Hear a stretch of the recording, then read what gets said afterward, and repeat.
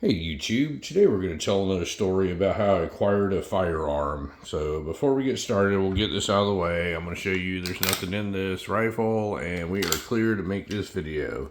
So what do we have here? We have a 1940s, I believe it was made in 1947, MARLIN 39A chambered in 22 long rifle. It will also shoot 22 longs, shorts, and all that stuff. It just will not shoot 22 magnums.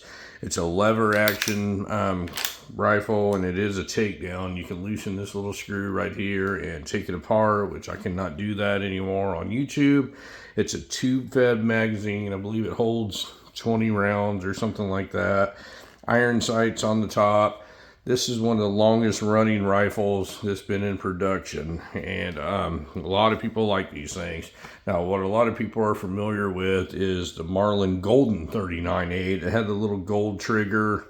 This was made before that. This is just called a 39A, and this is an old girl here. So let me tell you a little bit of story about how I acquired this. I'm going to set it down so you can see the whole rifle all at once. And we'll pick it up here and show some little things about it here in a second. So the way I acquired this rifle, this was the first rifle that I ever owned. My dad bought me a Marlin. It was actually a Golden 39A when I was like 14, 15 years old, and it was an awesome rifle. I loved it. I wish I still had it, but what happens is life gets in the way sometimes, folks. And I was a young kid, and I liked to drag race cars, and I ended up blowing up the transmission to my car. My parents would not fix it, of course, and they shouldn't. You know, you should teach responsibility to your children. And I had to sell my rifle in order to fix the transmission in my car. It's a long story, but I believe I sold it for, a couple $100, $200 or $300, and that was a long time ago. Well, I've always regretted selling that rifle. My father bought it for me, and I wish I still had the exact one. And I said, if I ever find another one, I'm going to end up with it. So fast forward into later on in life, I've always looked for them, and the price of them has just been astronomical as compared to what I could have got one back when I had one when I was a kid. And I just could not see spending that much money on a 22 rifle, even though it is a really nice rifle. And I just couldn't see spending the money. Never could run into the right deal. So one day I got a phone call from a gentleman that asked me, he tracked me down through a local gun store, knew I was a big gun guy and was very knowledgeable on them and all that.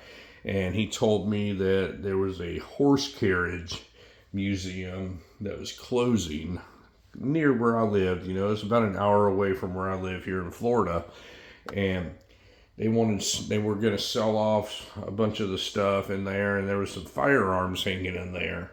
And he said, I'm going to email you this list. Would you be interested in helping us, kind of appraise these things, tell us what they're worth, and give us some insight on how to sell them. They're not firearm people. And I was like, I don't know if I'm really interested in doing that. It's just, you usually ask for a lot when you get involved in something like that. But I looked over the list, and there was some pretty cool stuff on there. And I was like, you know what? Will you let me buy anything on there? And they're like, absolutely. So I was like, all right, I'll come check it out.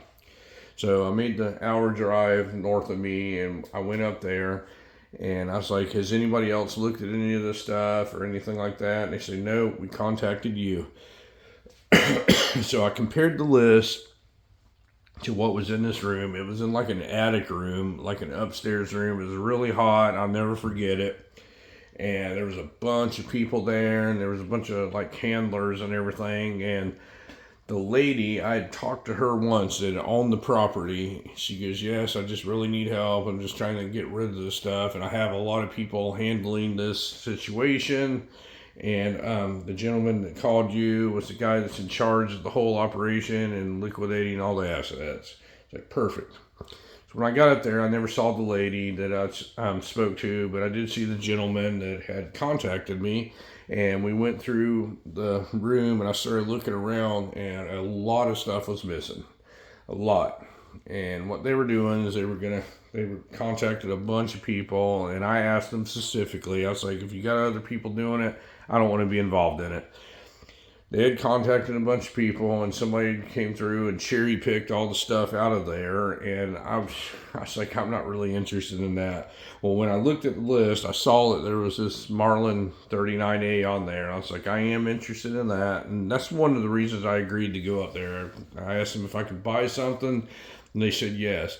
So the first thing I did is when I got in the room, I was looking for the Marlin, and I found this rifle right here. And he goes, what is it worth?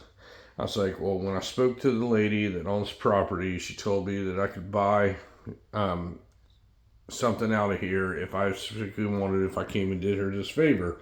And I was like, I'm going to give you $200 for this rifle. And he goes, well, I'll submit that appraisal and we'll see where it stands and we'll see if it comes in as the highest bid. I was like, well, you know what? I'm not even going to do anything else with this.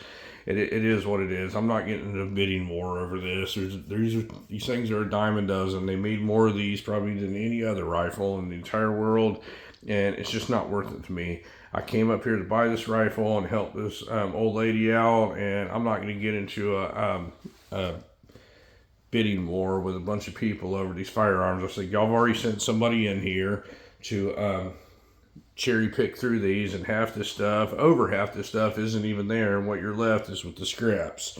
And he goes, well, that's just the way this works. I was like, well, it was nice to meet you. I'm going to take off. So I went downstairs, was going out to my vehicle, and there was a man standing out there that I just struck up a conversation with. He was sitting there drinking coffee, and I was joking around with him. I was like, where'd you get that coffee at? And he goes, well, they don't have coffee here. I brought my own and everything like that. And I was like, so what do you do here? He goes, well, we're trying to liquidate all this stuff. I was like, where is this lady? And I'm not going to say the lady's name. She ended up being a local celebrity around here. And I was not aware of her before any of this, but she was a very wealthy lady that owned 400 acres. It was like an equestrian farm where they raised high dollar horses, and she owned this museum, and she was getting out of it. She was an older lady then, and she was selling the 400 acres, the museum, and all that. I think pretty much everything but her home that was on the property. So I was like, where's this lady at? He goes, well, she's sick today, and she's up in her house, but I'm her personal assistant or something like that. I was like, well, I want to talk to her. I drove all the way up here, and this didn't pan out, and I want to talk to her. He goes, let me go see if she will see you. I was like, okay, I'll wait 10 minutes. If I don't see you back, I'm leaving. So he went into the home and talked to the lady, and apparently she said, absolutely, I want to meet this gentleman. So it's just really weird. I went into this lady's house, and I was expecting her just to be somewhere in the living room or something like that. Well, she was in her bedroom, in bed, and wanted me to come to her bedroom and talk to her. I went in there, nicest lady you could ever see. She had no idea what was going on out there. These people were taking advantage of her. I think they were selling this stuff off, and probably half of them were pocketing the money, and I don't think she was going to see a dime of it. And I think they were under the impression, well, she's wealthy, she won't miss it anyway, and that's not the way you do things, folks. So I went in there, and I was like, my name is Terry, and I was contacted by you. I talked to you on the phone, and you wanted me to come appraise these firearms and help you steer you in the right direction to sell them. She goes, absolutely, that's exactly what I want you to do. I was like, well, half the stuff isn't even down there, and there's 100 people in here, and nobody knows anything, and basically what you're left with a bunch of museum pieces, and you told me I could buy something. The reason I came up here was to buy one rifle, and then I would help you. She goes, well, that's still the case. You can buy whatever you want. You tell me what you want to pay for it, I'm going to sell it to you. I said, I told the gentleman down there I wanted to buy this rifle here, and I told her how much. I said I would pay $200. That's what it's worth to me. She goes, done, make it happen. And she goes, take him down there. She turned around and looked at the gentleman, her assistant or whatever, said, take him down there, have him help you out. He's in control of this. He can buy whatever he wants, whatever he says he wants to pay for it, give it to him. Well, I'm not going to go in there and take advantage, nor was there anything there I was really interested in. It's a really, really old historic stuff, and most of it was just wall hangers. But I wanted this rifle, and I was like, I'll take this rifle. We're going to set that aside, and I will help you. So I went through, and I gave appraisal values of what little stuff was left. I steered them in the right direction. I ended up getting all the stuff put into a local gun shop that's also no longer in business. That's the people they contacted, and that's who got a hold of me, and that's how they found me.